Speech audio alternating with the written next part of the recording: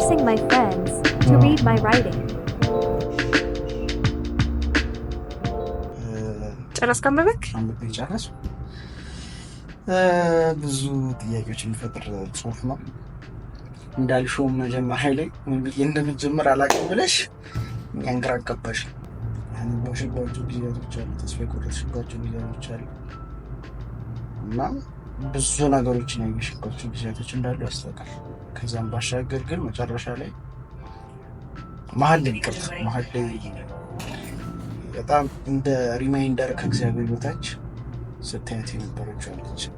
ትናንትና ሜደል ከሱ አልፎ ወይኔ ልጅ ምን ነው ባልሄድሽ ነው ታስለቅሰኝ እናቷን ንግግር እያስታወሰች ልታስለቅሰኝ ነው እዚህ ጋር 30 የጭንቅ ቀናት አሳለፈች ይላል እና በቃ አውድናት ደሆል ጽሁፍ የሚያጠነጥነው እዚህ ላይ ብዬ አስባለሁ።